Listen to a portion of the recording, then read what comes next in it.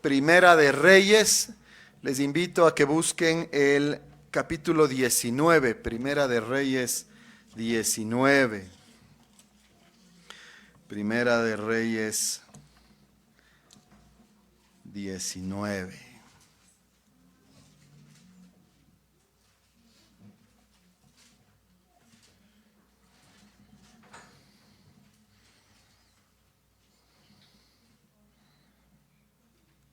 Vamos a leer los versículos del 1 al 18.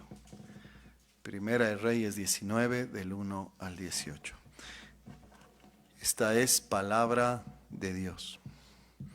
Acab dio a Jezabel la nueva de todo lo que Elías había hecho y de cómo había matado a espada a todos los profetas. Entonces envió Jezabel a Elías un mensajero diciendo: así me hagan los dioses y aún me añadan, si mañana a estas horas yo no he puesto tu persona como la de uno de ellos. Viendo pues el peligro, se levantó y se fue para salvar su vida. Y vino a Beerseba, que está en Judá, y dejó allí a su criado. Y él se fue por el desierto un día de camino, y vino y se sentó debajo de un enebro, y deseando morirse dijo: basta ya, oh Jehová, quítame la vida, pues no soy yo mejor que mis padres. Y echándose debajo del enebro se quedó dormido, y he aquí luego un ángel le tocó y le dijo: levántate, come. Entonces él miró y he aquí a su cabecera una torta cocida sobre las ascuas y una vasija de agua, y comió y bebió y volvió a dormirse. Y volviendo el ángel de Jehová la segunda vez lo tocó diciendo: levántate y come, porque largo camino te resta. Se levantó pues y comió y bebió, y fortalecido con aquella comida caminó 40 días y 40 noches hasta Horeb, el monte de Dios. Y allí se metió en una cueva donde pasó la noche. Y vino a él palabra de Jehová, el cual le dijo: ¿qué haces aquí, Elías?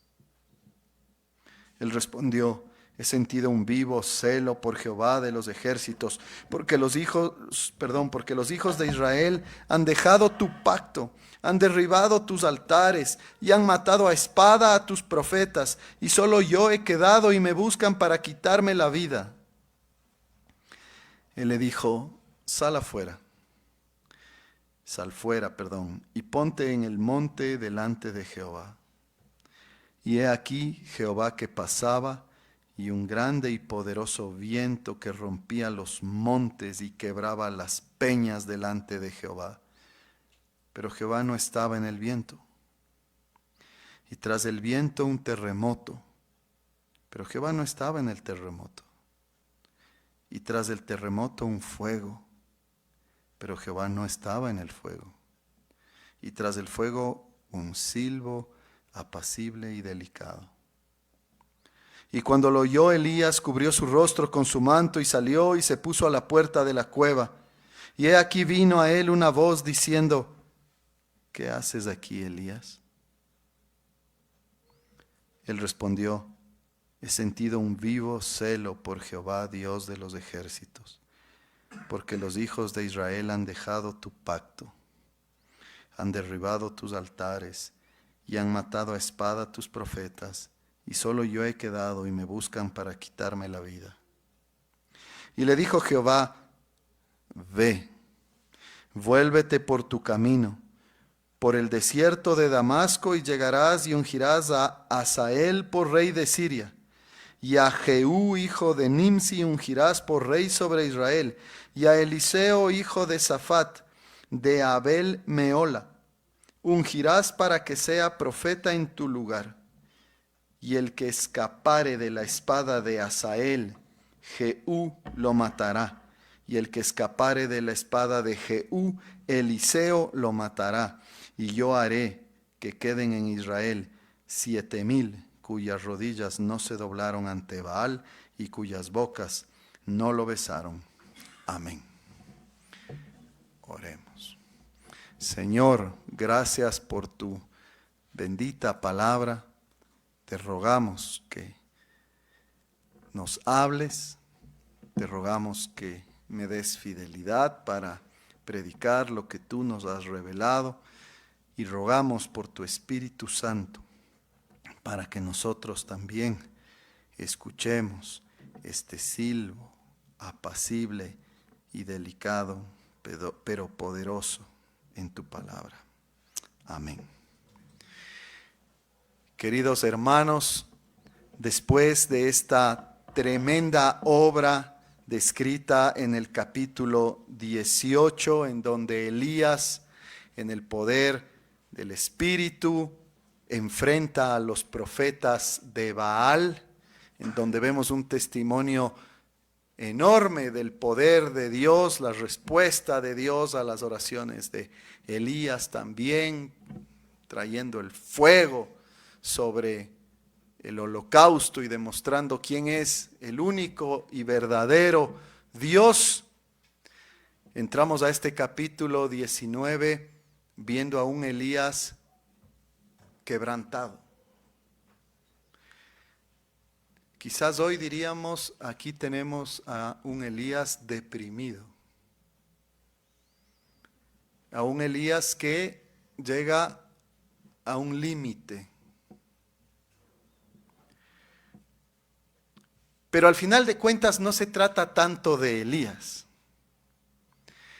Al final nos equivocamos si hacemos de este pasaje simplemente un pasaje para hacer algo de psicología, digamos. Por supuesto hay eso y el Señor nos va a hablar de eso. Pero más importante que eso es cómo Dios obra en medio de la dificultad, cómo Dios obra en medio de esta situación que está enfrentando Elías y que posiblemente podemos estar nosotros enfrentando de diferentes formas o de diferentes ángulos como iglesia en un contexto de apostasía, si ustedes quieren, en una experiencia que hoy por hoy tenemos en la cultura de secularismo, de gente que no quiere saber nada de Dios, sino que lo que quiere es seguir sirviendo a sus dioses paganos, ¿no? O a ellos mismos, a quien sea menos al Dios vivo y verdadero. ¿Qué es lo que sucede? Acab va corriendo con el chisme a Jezabel, su esposa, a darle las nuevas noticias de lo que había hecho Elías. Si nosotros nos ponemos en los zapatos de Elías, recuerden que Elías lo que estaba buscando realmente era ¿qué? Elías estaba buscando el arrepentimiento de Acab. Elías está buscando el arrepentimiento de Jezabel. Él quiere que el rey de Israel realmente actúe como tal. Y no sucede aquello. Acab, en lugar de responder en arrepentimiento, en lugar de responder con fe, en lugar de enmendar, en lugar de ir a Dios, lo que hace es ir a su esposa Jezabel, la malvada, por decirlo menos. Ella que había estado asesinando a los profetas de Dios. Acab le dice, Jezabel, no sabes lo que hizo Elías, fue tremendo.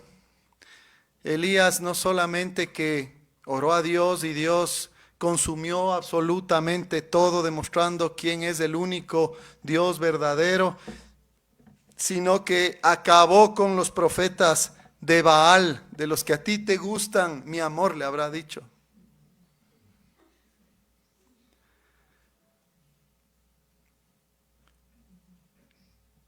Y Jezabel responde, muy bien, vamos a llamar a un mensajero, y le dice, mensajero, ve y dile esto a Elías.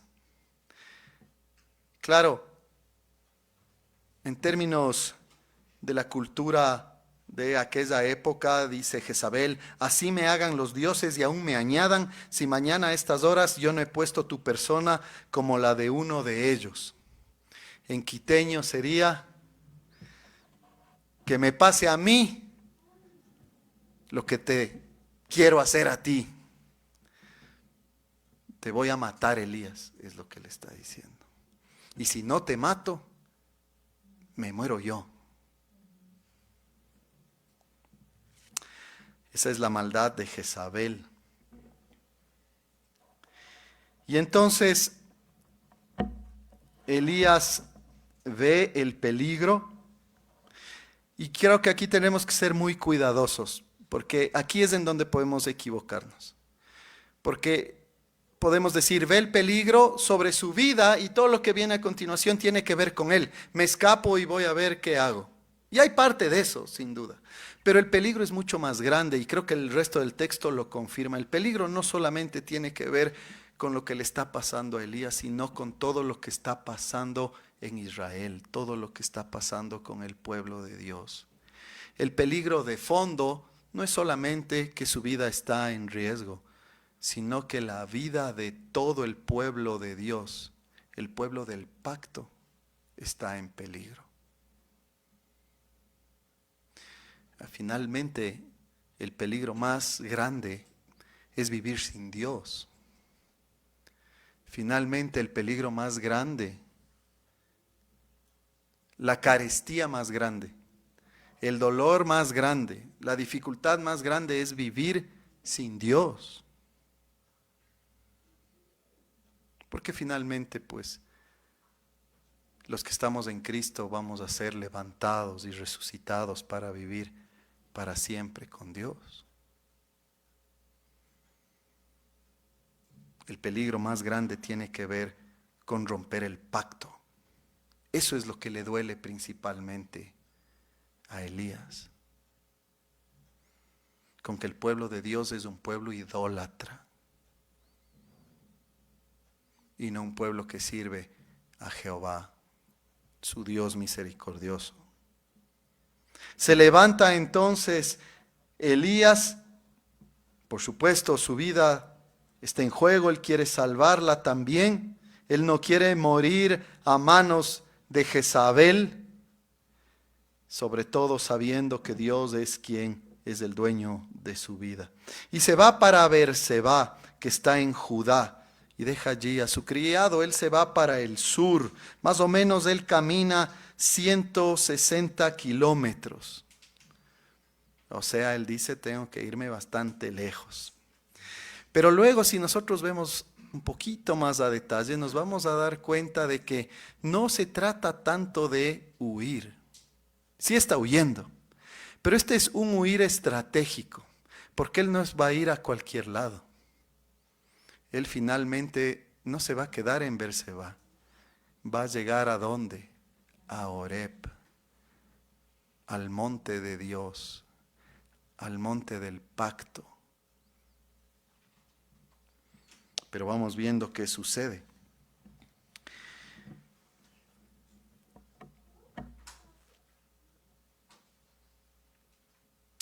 Resulta entonces que se va por el desierto un día de camino y se sienta debajo de un enebro.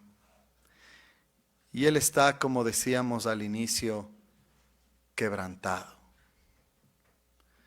Él llega ya a un punto en el que incluso dice, bueno, ya no puedo más. El texto nos dice que incluso deseó morir.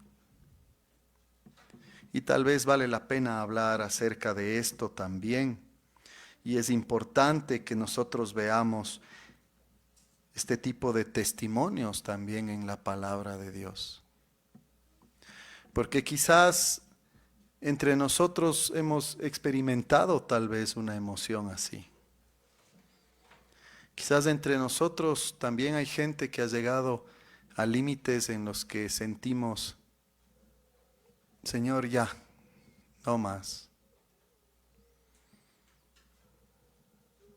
Y este texto, entre otras cosas, tiene el propósito, en primer lugar, de decirnos que el pueblo de Dios vive en un mundo caído, que hay circunstancias pues muy difíciles, muy duras, y que podemos llegar a límites como estos. Pero que por supuesto esa no es la solución a nada, sino que tenemos un Dios que es el que nos levanta, el que nos fortalece y que sobre todo tiene control sobre nuestra vida porque es un Dios soberano y que en Cristo es nuestro Padre y que incluso esas circunstancias las va a usar para cumplir con sus propósitos eternos y poderosos. Por eso es que cuando nosotros nos encontramos en situaciones complejas y de emociones confusas y momentos así límite, en lo que menos tenemos que enfatizar es en eso, en nosotros mismos, sino más bien pensar y decir, yo tengo un Dios que está obrando en medio de esta situación. Dios está allí, Dios está obrando. A pesar de que todo se sienta sin esperanza, Dios está haciendo lo que debe hacer por mí y a través de mí para cumplir con todos sus propósitos.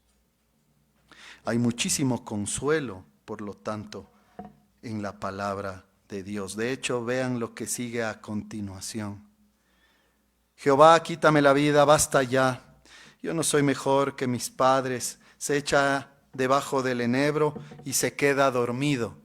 La implicación es que él ya tal vez está tan cansado que ya no aguanta más. Pero ¿qué sucede? Ante esa situación de imposibilidad, viene un ángel enviado de Dios y le toca y le dice, levántate y come. Esto tal vez suena demasiado simple, pero es Dios actuando y diciendo, yo te voy a fortalecer, yo te voy a alimentar, yo soy quien te sustenta. Y eso sucede. ¿Cómo estaría el pobre Elías que efectivamente él medio se levanta, ve una torta ahí sobre las ascuas, un poco de agua, come, me imagino yo desesperado, bebe agua y otra vez se queda dormido? En él no hay fuerza suficiente, pero Dios se acerca para fortalecer a este hombre de Dios. Un hombre de Dios que tiene una misión. Y es una misión que va a ser cumplida finalmente por él, pero en las fuerzas de Dios. Recuerde entonces que siempre es Dios el que le sustenta, que en Él encontramos el alimento que necesitamos siempre, que a Él debemos recurrir en momentos de quebrantamiento, de dolor, de imposibilidad. Nosotros no podemos, pero Él sí puede. Él nos alimenta y por supuesto lo hace a través de Jesucristo, como lo recordamos hoy a través de la cena del Señor en la mañana. Vuelve el ángel, pero fíjese lo que dice, no deje de ver estos detalles importantes. Vuelve el ángel, pero no es cualquier ángel, ahora nos dice qué tipo de ángel era. El ángel de Jehová. El ángel de Jehová, hermanos, si es que ustedes hacen un estudio de esta descripción, el ángel de Jehová, o este título, ustedes van a llegar a la conclusión de que se trata de un ángel, pero muy distinto, especial. Es un ángel al cual se le rinde adoración. Es un ángel que es y tiene características divinas. Es Dios. Por eso es que los comentaristas, los teólogos han concluido que se trata de la segunda persona de la Trinidad. Se trata más o menos de un avance de Jesucristo. Se trata del Hijo de Dios que viene a asistir. Antes de que Él se haya encarnado, viene representado por un ángel para asistir, en este caso, a Elías. El mismo Dios, el mismo Hijo de Dios, entonces viene el ángel de Jehová, una segunda vez le toca, le dice, levántate, come, porque largo es el camino que te resta. ¿Quién, escuchen esto, quién está dirigiendo los pasos de Elías? El ángel de Jehová. Elías habrá pensado que él está simplemente yéndose, huyendo de Jezabel. Pero quien está en control de toda esa situación es ¿quién? Es Dios. ¿Quién está incluso en control de nuestros sufrimientos? Dios. ¿Quién es el que usa las dificultades que se presentan en nuestras vidas? Dios. Y lo hace para hacernos llegar a los destinos que tenemos que llegar. Sin excusar el pecado, sin decir que está bien lo que ha pasado éticamente, es Dios el que usa todo detalle y circunstancia. Hasta de nuestros cabellos, algunos tenemos más o menos que otro, pero hasta el número de nuestros cabellos están bajo el control de Dios. No se diga de nuestras dificultades, no se diga de nuestros sufrimientos e incluso de los peligros que enfrentamos. Por tanto, debemos confiar en el Señor. Por tanto, nosotros tenemos que desconfiar de nosotros, confiar más en Dios y saber que es Él el que nos guía y el que nos alimenta y nos sostiene. No se vaya de aquí sin tener esa certeza. En el dolor y en el sufrimiento y en la dificultad, Dios está en control y Dios le va a sustentar y a sostener. Si por supuesto pone su confianza en Él.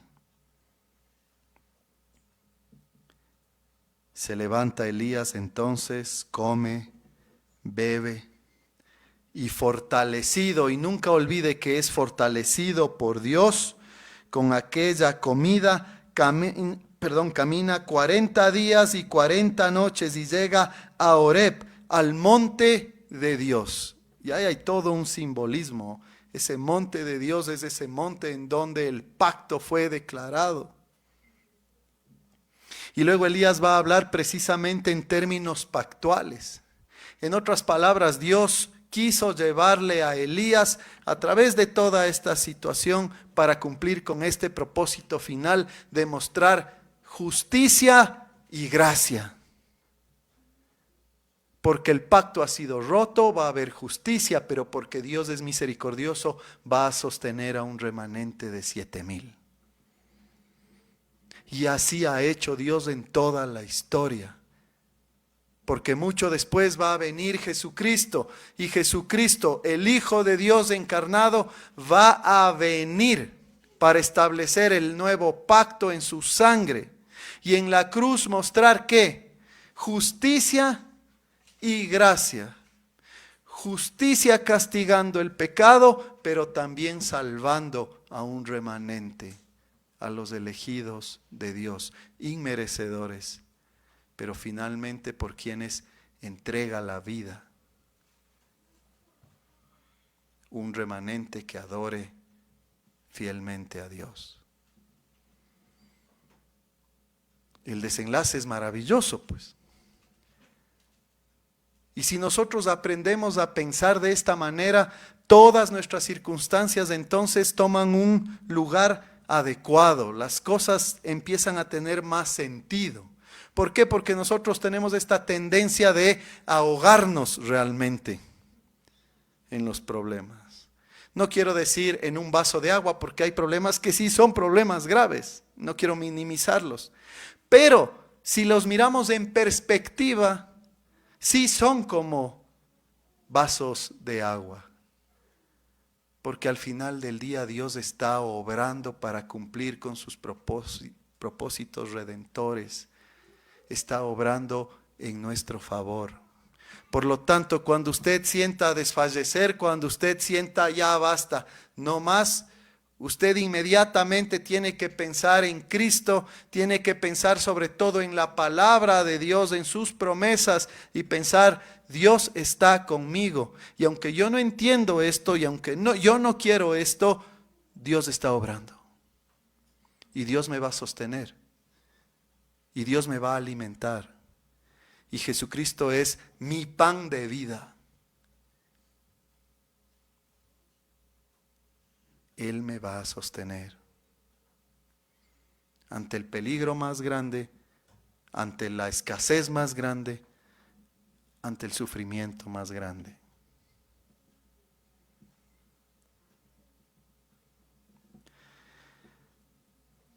Allí entonces, en Horeb, Elías se mete en una cueva donde pasa la noche. Y viene a él palabra de Jehová. Y le dice, ¿qué haces aquí, Elías? Y yo mientras leía esto decía, qué pregunta, ¿no? Y si yo fuese Elías, ¿no? Uno no puede evitar ponerse en los zapatos de estos personajes. Y yo, ¿cómo que qué pregunta, Señor? O sea, no quiero ser irreverente, pero no me ves. Pero el Señor es así, el Señor nos confronta, el Señor quiere obrar en nosotros, en nuestra forma de pensar, en nuestros afectos, en nuestras elecciones. Él quiere que nos examinemos. Él no nos trata como robots, no nos trata como piedras y bloques. Pero ¿qué haces aquí? Y claro, fíjense, Elías pudo haber dicho, me quiere matar esta señora que está mal de la cabeza y que es una idólatra y estoy corriendo, ¿no ves? Simplemente tengo miedo. Bueno, eso hablaría muy mal de Elías después de todo lo que él mismo hizo. Y él no era perfecto, por supuesto podía equivocarse, pero no es realmente lo que el texto enseña, porque el texto nos dice esto. Esto respondió Elías, he sentido un vivo celo por Jehová, Dios de los ejércitos. Esto es lo que a mí me duele, esto es lo que a mí me está matando, esto es lo que yo ya no aguanto más. En otras palabras, yo amo a Dios, yo temo a Dios, yo glorifico a Dios. Tengo tanto celo por Él y lo que estoy viendo es pura traición a Él. He sentido un vivo celo por Jehová, Dios de los ejércitos, porque los hijos de Israel han dejado tu pacto. Ese es el problema, eso es lo que yo detesto y es lo que me está carcomiendo el alma. Entonces, fíjense lo que está pasando. Elías no está deprimido, quebrantado, porque no pasó lo que él quería que pase, ¿no? En términos personales me refiero, por algún capricho que no está siendo cumplido. No, él no está pensando en él en primer lugar. Él está quebrantado porque su pueblo ha abandonado a Dios. Porque hay idolatría en el pueblo de Dios. Él tiene celo por Dios. Y entonces aquí vale la pena que hagamos un ejercicio. Usted, yo, sentimos este tipo de celo por Dios. ¿Le importa a usted que en esta nación estemos llenos de idolatría?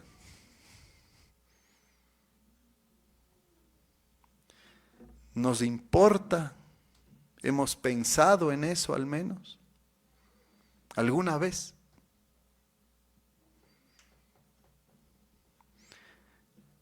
Bueno, debemos hacerlo. Debemos aprender a pensar que nosotros amamos a Dios no en primer lugar por lo que Él ha hecho por nosotros, que sí es una razón para amar a Dios, pero no es la más importante.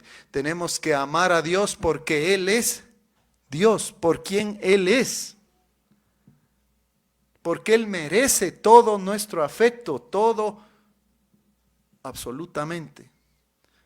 Por eso el Señor Jesucristo dice que nosotros tenemos que amar a Dios ¿cómo? Todo el alma, el corazón, fuerzas. Por quien Él es y por lo que Él ha hecho.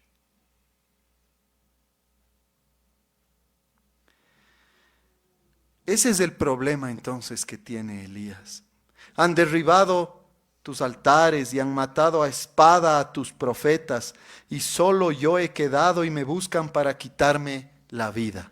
Él también está preocupado por eso, pero es una cosa posterior, importantísima, pero secundaria. Dios primero y luego yo, dice Elías. Eso es lo que me pasa, por eso estoy aquí. Y luego viene una lección tremenda, muy simbólica, y tenemos que reconocer un tanto difícil de interpretar. Dios le dice, sal afuera, Elías, un momentito. Ponte en el monte delante de Jehová. En otras palabras, yo soy el Dios del pacto. Y tú me estás hablando de pacto roto, ponte ahí. Y he aquí que Jehová pasaba, y un grande y poderoso viento que rompía los montes. Imagínense, un viento poderoso que rompía los montes. O sea, una cosa, un poder tremendo, rompiendo los montes.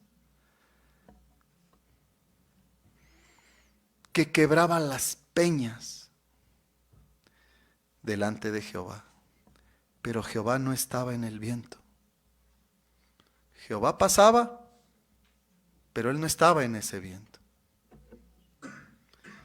Un viento poderosísimo. Y tras el viento un terremoto. Y un terremoto es algo poderoso también, pero Jehová no estaba en el terremoto.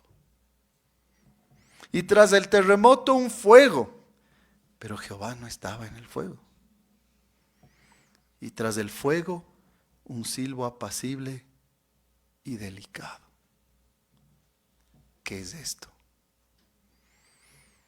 Bueno, para eso está usted, pastor, usted explique, tiene que decir, ¿no es cierto? Bueno, humildemente pensamos lo siguiente. Jehová está presente y Jehová está ahí. Y Jehová hace posible estas expresiones enormes de poder. Un viento capaz de romper montañas, terremotos capaces de destruir todo, fuego que puede pues quemar y destruir absolutamente todo lo que se le cruce. Pero esas expresiones de poder no son Dios, son expresiones de poder. Y yo creo que Dios le está diciendo a Eliseo, tú te estás quedando quizás en mente, o en tu mente, Eliseo, tú te estás quedando con la expresión de poder de lo que sucedió antes. Elías, ¿qué dije?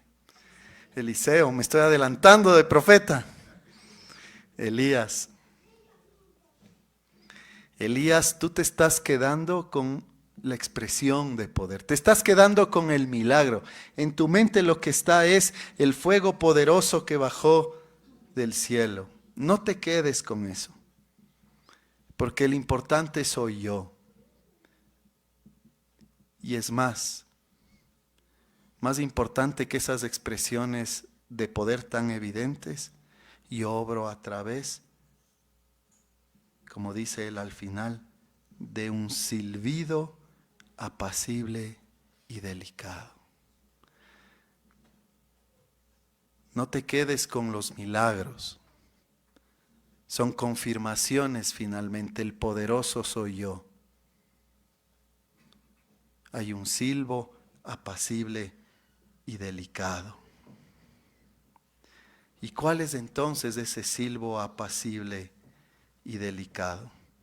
Pues yo creo que nada más que la palabra de Dios, que es lo que ha estado presente siempre y en todo esto. La palabra de Dios es finalmente la que Él obra, la que Él usa para cumplir con todos sus propósitos.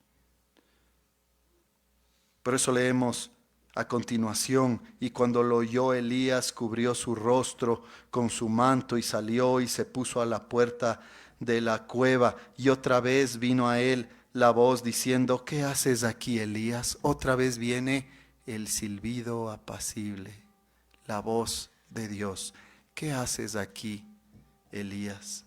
Y Elías vuelve a responder: tengo celo por Jehová Dios de los ejércitos, porque los hijos de Israel han dejado tu pacto, han derribado tus altares y han matado a espada a tus profetas, y solo yo he quedado y me buscan para quitarme con vida. Y aunque el texto no nos lo dice expresamente, Dios finalmente responde mostrándonos que Elías tiene la razón. Es verdad, el pacto ha sido roto.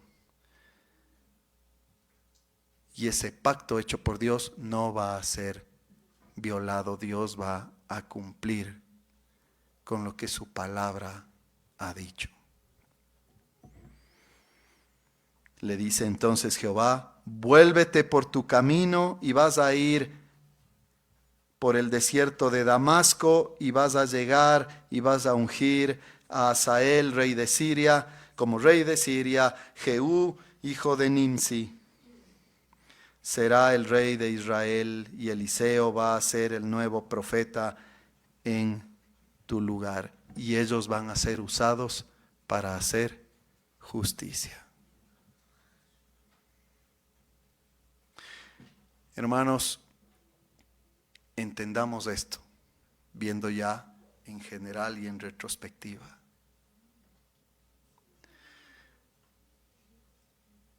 Dios es el poderoso que se ha acercado a su pueblo. Él es quien se ha acercado a nosotros, teniendo condescendencia. Él es quien nos ha dado a Jesucristo. Él es quien nos ha mostrado gracia. Él es el que se relaciona con nosotros pactualmente. Él es quien ha dicho: yo quiero ser tu Dios y tú vas a ser mi pueblo. Y esa palabra no va a ser rota jamás. Dios se va a encargar de cumplirla. No estemos tan enfocados u obsesionados con experimentar o ver circunstancias que demuestran un poder maravilloso. No espere que en su vida diaria estas dificultades que aparecen y estas emociones y estos sentimientos desaparezcan así para pensar que Dios está con usted. No espere estos milagros, que Dios los puede cumplir, pero que Dios no obra ordinariamente. Que lo que usted siente de forma, o en forma, pongámoslo así, incómoda en su vida, desaparezca simplemente para decir: Dios está conmigo. Dios eliminó esto de mí. Dios puede hacerlo, pero ordinariamente no obra así.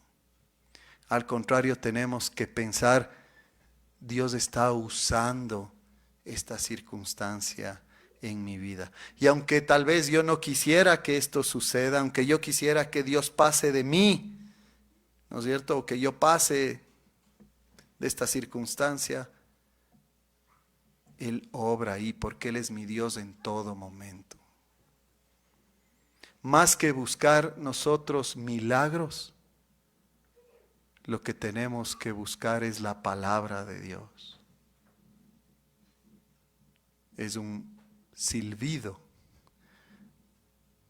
Tal vez no parece tan importante, tal vez no parece tan imponente. Tal vez parece demasiado apacible, tal vez es muy delicado, pero así es como Dios quiere obrar. Él quiere que nosotros confiemos en su palabra, que confiemos en sus promesas. No simplemente que nosotros esperemos expresiones poderosas en nuestra vida o alrededor nuestro. Él quiere que confiemos en Él. Él ha hecho un pacto, Él hizo un pacto.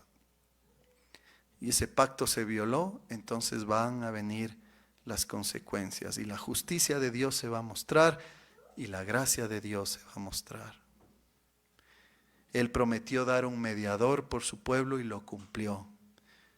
Él ha dicho que el pecado va a ser castigado, que el pecado trae muerte, y Él entonces castigó el pecado, matando a su propio Hijo, haciendo justicia sobre Él, para que nosotros no tengamos que enfrentar entonces la muerte eterna, sino para que tengamos vida.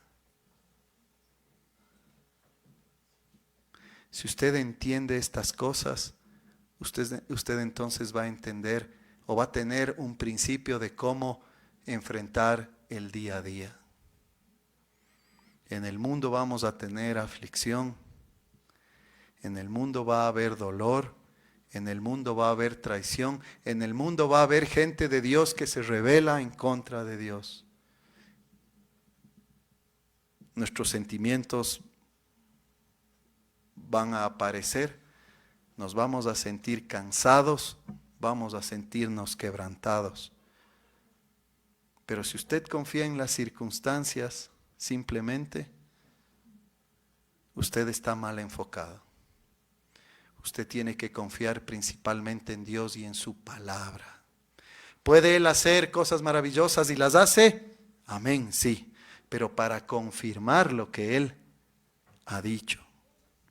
No para confiar simplemente en los milagros. Confíe en la palabra de Dios. Él va a castigar el pecado. Él va a castigar a todos aquellos que se han levantado en contra de Dios. Y Él va a mostrar gracia también. En este caso, van a quedar, dice Dios, yo haré que queden en Israel 7,000 cuyas rodillas no se doblaron ante Baal. Bueno, asimismo Él va a salvar a muchos, dándoles de su Santo Espíritu para que confíen en Jesucristo para siempre.